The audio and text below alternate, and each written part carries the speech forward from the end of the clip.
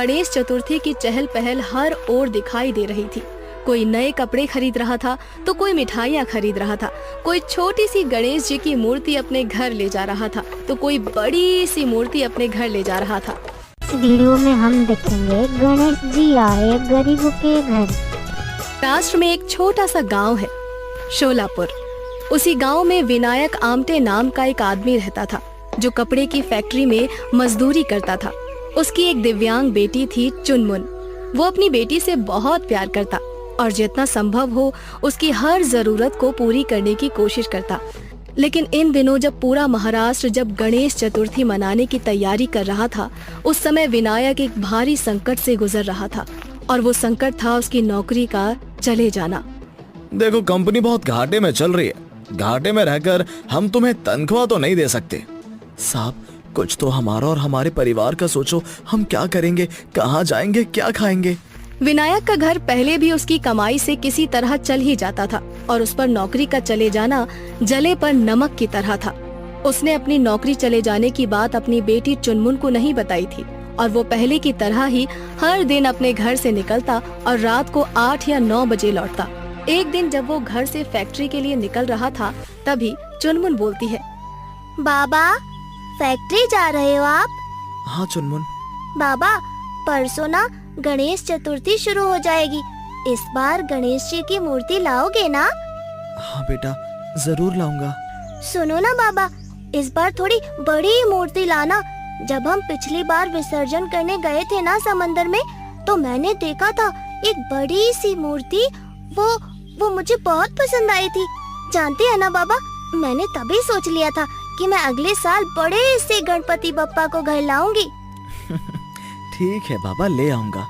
बाबा, बहुत दिनों से जलेबी भी नहीं खाई। क्या शाम को आप जलेबी ले आओगे? हाँ, लेता आऊंगा और गणेश चतुर्थी पर पहनने के लिए नई फ्रॉक भी ला दूंगा। पिछले 2 सालों से तू वही पुरानी सी फ्रॉक पहनती है।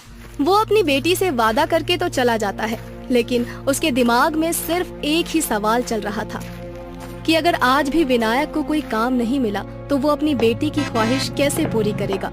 और जैसा कि उसे अंदेशा था, उस दिन भी उसे कोई काम नहीं मिलता है। आज भी कोई काम नहीं मिला, ऐसे में कैसे चलेगा सब? चुनमुन के गणेश जी कहाँ से आएंगे? उसकी नई फ्रॉक कैसे आएगी? उस दिन जब वो अपने घर लौट रहा था तो गणेश चतुर्थी की चहल पहल हर ओर दिखाई दे रही थी।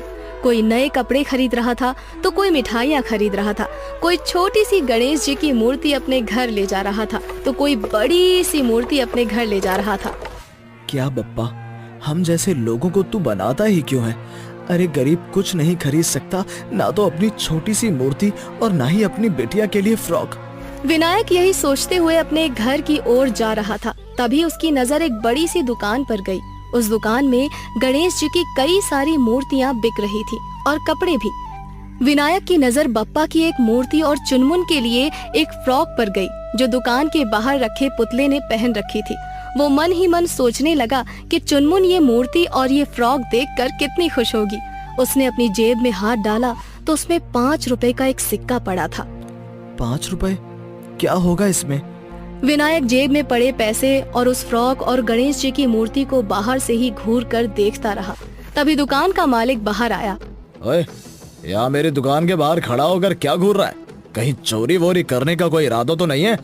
अरे नहीं साहब, मैं कहाँ चोरी करूँगा। मैं तो बस वो देख रहा था जिसकी जिद मेरी बिटिया कर रही थी। अच्छा साहब, ये गणपति बप्पा की मूर्ति और ये फ्रॉक कितने की है? उसकी बातों को सुनकर दुकान का मालिक उसे घूरते हुए बोला, देख, ये तेरे औकात के बाहर की चीजें हैं। ये तू 7 जन्मों में भी नहीं खरीद पाएगा। चल अब भाग यहाँ से, दुकानदारी का समय भिखारियों का नहीं। विनायक के कानों में उस दुकान के मालिक के शब्द किसी तीर की तरह चुभ रहे थे और वो सोच रहा था कि ईश्वर हम गरीबों की किस्मत में औकात के बाहर दुख लिख देता है। बहरहाल इन शब्दों से ज्यादा उसे इस बात की फिक्र थी कि घर का राशन जो अब लगभग समाप्त हो गया है वो कैसे आएगा। इसके बाद विनायक उस दुकान से निकलकर अपने घर पहुंचता है। चुनमुन, चुनमुन। अपने बाबा की आवाज सुनकर चुनमुन बैसाखी के सहारे चलती हुई बाहर आती है। अरे बाबा, आ गए आप? हाँ बेटा, आ तो गया, लेकिन मैं तेरी जलेबियाँ भूल गया। लेकिन कोई नहीं, कल मैं जरूर ले आऊंगा। तुम्हारी जलेबियां और गणपति की बड़ी वाली मूर्ति भी तो लानी होगी, कल से पूजा जो शुरू हो जाएगी। विनायक अपनी बेटी से झूठ कह रहा था, लेकिन उसे पता नहीं था कि उसकी बेटी को आज सारी सच्चाई का पता उस समय लग गया जब उनके जाने के बाद उनका दोस्त दिनकर चाचा घर पर आए थे और उन्होंने उसकी नौकरी चले जाने की बात चुनमुन को बता दी थी। सुनना बेटी, आज फैक्ट्री में मैं बहुत थक गया हूँ, थोड़ा पेट में भी दर्द है, इसीलिए मैं सोने जा रहा हूँ, तू रोटी खा लेना। हाँ, ये कहकर विनायक सोने चला गया।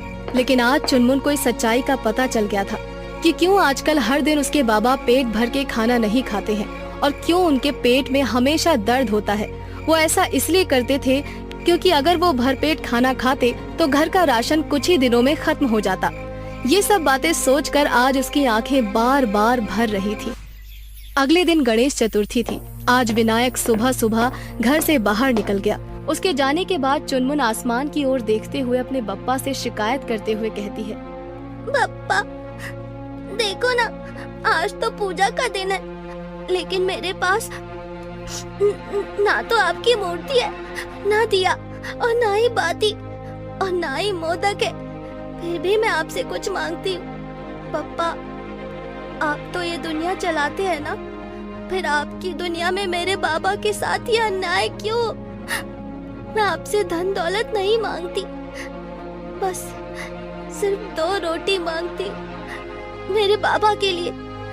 जानते हैं ना, वो मुझसे झूठ बोलते हैं और पेट दर्द का बहाना करके सो जाते हैं ताकि मैं भूखी ना रहूं। पापा, मेरी माँ नहीं है, आपने मेरे भाग्य में ये बैसाखी भी लिख दी है, लेकिन इनके लिए मैंने आपसे कभी कोई शिकायत नहीं की। लेकिन पापा, अगर मेरे बाबा को कुछ हो गया तो मैं चुप नहीं रहूंगी, अब से लड़ूंगी। पापा, मेरे बाबा को कोई काम दिला दो ना, उन्हें कोई भी काम दिला दो प्लीज पापा। दूसरी ओर आज विनायक ने तय कर लिया था कि वो कोई भी काम करेगा, लेकिन अपनी चुनमुन की इच्छा जरूर पूरी करेगा। हे गणपति बप्पा, कम से कम आज इतने पैसे कहीं से दिला दे कि अपनी बिटिया के लिए थोड़ी जलेबी तो ले जा सकूं। विनायक ये सोचते हुए उसी दुकान के पास से गुजर रहा था जहां कल दुकान के मालिक ने उसका बहुत अपमान किया था। तभी उसने देखा कि दुकान का मालिक बहुत ही चिंतित अवस्था में दुकान से बाहर निकल रहा है। उसे देखकर उसे डर सा लगा, लेकिन वो इतनी जल्दी में था कि उसने उसकी तरफ देखा भी नहीं और अपनी कार में बैठकर वहां से निकल गया। लेकिन इसी जल्दबाजी के कारण उसके हाथ से एक बड़ा सा काले रंग का बैग गिर गया। विनायक ने भागकर उस बैग को उठाया और मालिक को आवाज देने लगा, मालिक, ये आपका बैग गिर गया है। लेकिन मालिक की कार तो दूर निकल गई थी। पता नहीं विनायक के दिल में क्या आया और उसने उस बैग को खोलकर देखा तो उसकी आंखें फटी की फटी रह गईं। वो बैग नोटों की गड्डियों से भरा हुआ था। हे भगवान, इतने सारे पैसे! मैंने तो अपनी पूरी जिंदगी में इतने सारे पैसे एक साथ नहीं देखे हैं। इन पैसों से तो मेरी सारी मुसीबतें दूर हो जाएंगी।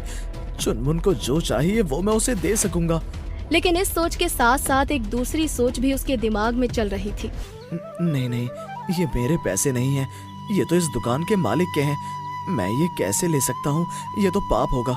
नहीं, मुझे नहीं चाहिए ये पैसे। पता नहीं इन पैसों का सेठ इसका क्या करने वाला था। वो एक बार फिर से बैग को उठाए कार के पीछे पीछे पूरी स्पीड में भागने लगा, लेकिन वो कार तो आंखों से ओझल हो चुकी थी। अब मैं कहाँ ढूंढूंगा दुकान के मालिक को? हांफते हुए विनायक ये सोच रहा था, तभी उसकी नजर उस दुकान के मालिक की कार पर गई, जो एक बड़े से अस्पताल के बाहर खड़ी थी। उस कार को देखकर उसकी सांस में सांस आ गई। चलो, अब सेठ जी की अमानत उन्हें सौंप दूं और अपनी जिम्मेदारी से मुक्त हो जाऊं। वो भागते हुए अस्पताल पहुंचा। अस्पताल के आईसीयू के बाहर उसे वो सेठ अपनी पत्नी के साथ खड़ा दिखाई दिया। सेठ और उसकी पत्नी दोनों रोए जा रहे थे। विनायक को लगा कि वे दोनों पैसों के लिए ही रो रहे हैं।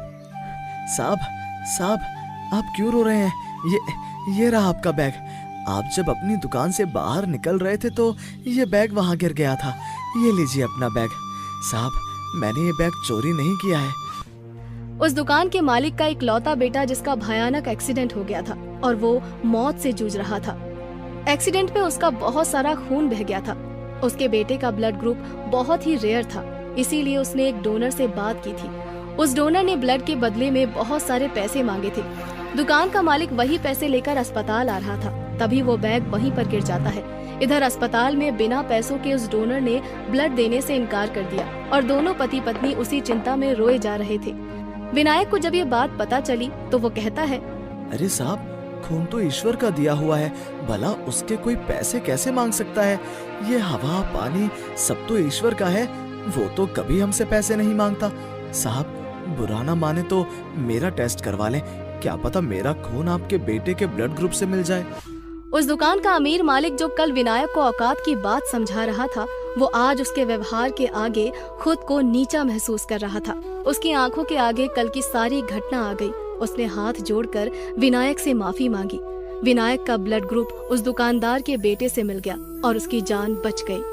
तुमने मेरे बेटे को नया जीवन दान दिया है, मैं इसका कोई मूल्य तो नहीं दे सकता, लेकिन इस बैग में जितने भी पैसे हैं वो तुम्हारे हैं, तुम उसे ले लो।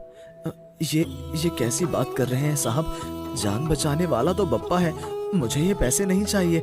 अगर मैंने ये पैसे आपसे ले लिए तो फिर बप्पा को क्या मुंह दिखाऊंगा?